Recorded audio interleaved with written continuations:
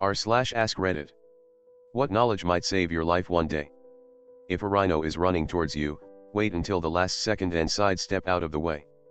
Rhinos cannot make sudden turns and will give you a couple seconds head start to run in the other direction. Repeat as necessary. Far Cry trained me well for this.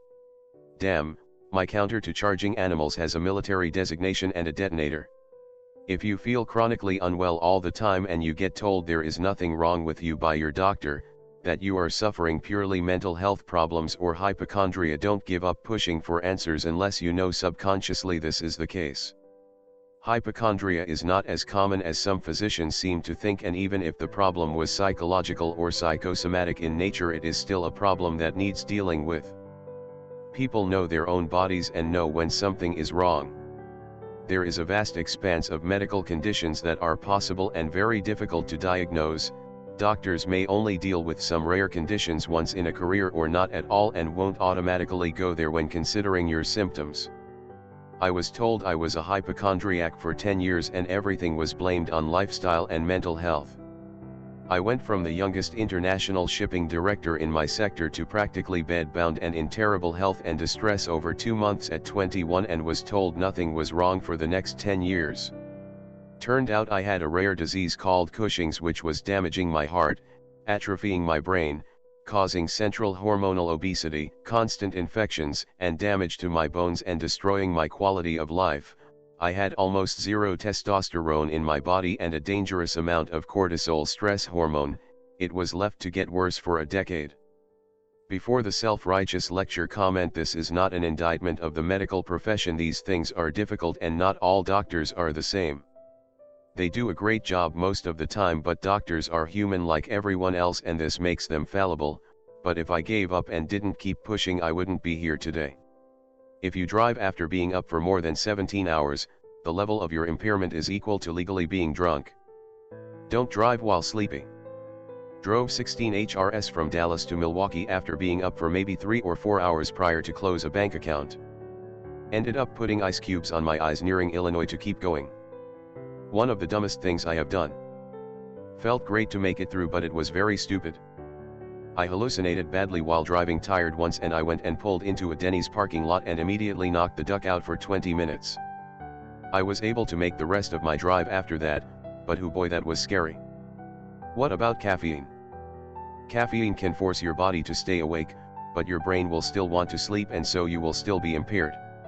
If you are ever bitten by a bat, raccoon, fox, or skunk, go directly to the hospital. There is no cure for rabies once it is fully onset.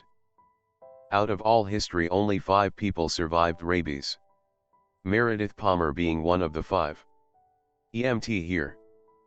If you're ever choking on food in a public venue, do not go to the restroom to avoid causing a scene.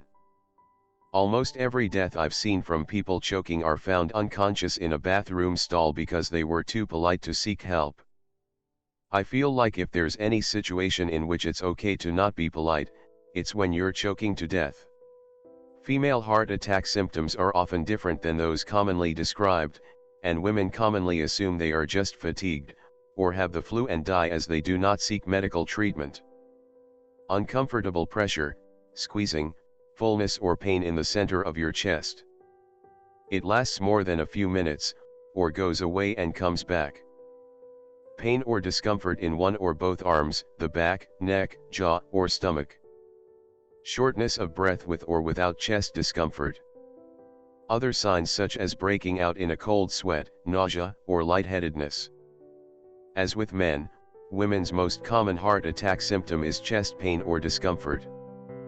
But women are somewhat more likely than men to experience some of the other common symptoms, particularly shortness of breath, nausea/vomiting, and back or jaw pain. Women are more likely to lack chest pain. Instead, they may experience shortness of breath, pressure or pain in the lower chest or upper abdomen, dizziness, lightheadedness or fainting, upper back pressure or extreme fatigue. If you or a woman you know is fatigued, out of breath, has jaw pain and neck tension, feels nauseous, etc., they may be suffering a heart attack. Chest and left arm pain is not a universal symptom. Edit. Panic attack symptoms often mimic heart attack symptoms.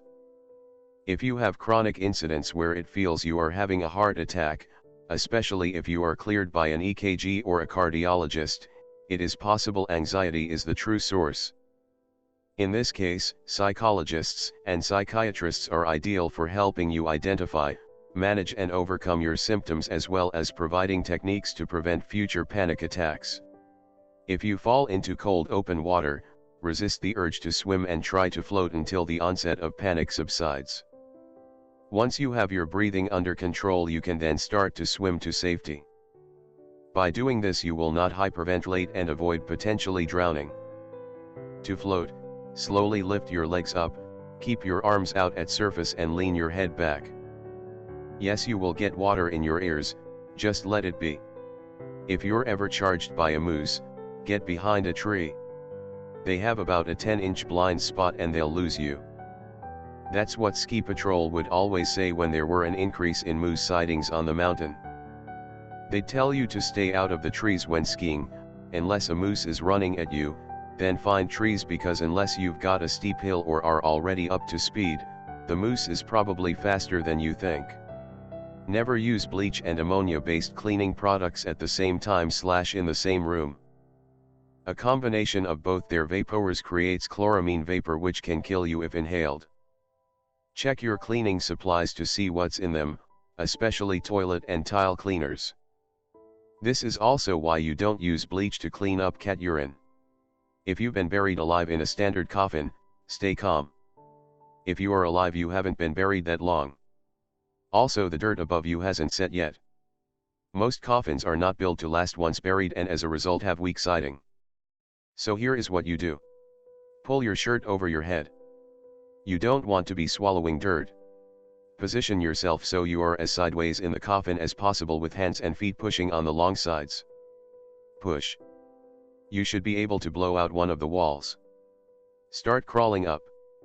Do not panic. You may not find a grip immediately. Keep going until you make it out. Worst nightmare. Just reading that made me uncomfortable. If you call 911, always say where the problem is first, followed by the problem. If you happen to get cut off before you can say what the problem is, at least the dispatcher has a location to send an officer to check it out and advise if more police or fire is needed. Example. Operator, 911, where is your emergency? You, help, I am being stabbed versus. Operator, 911, where is your emergency? You, 742 Evergreen Terrace, help, I am location. As someone who works at 911, I'll just add a bit of additional info. A lot of people assume we magically know where they are when they call 911, and sometimes we do, to an extent. When your phone call comes in, there's 2 stages your phone call has, we call them a phase 1 and a phase 2. Your phase 1 location will plot your location where the cell tower is, so if you don't tell us where you are before you disconnect and we have a phase 1 location, you're ducked if you're in an emergency. Sure, we can look up your phone history and see if there's any address associated with your phone number, but if there isn't any, good luck. When we get a phase 2, most of the time it's pretty accurate, sometimes even being directly on top of where you are. I think the phase 2 location is based off of multiple cell tower hits that triangulate your location, but don't quote me on that, I'm actually not sure.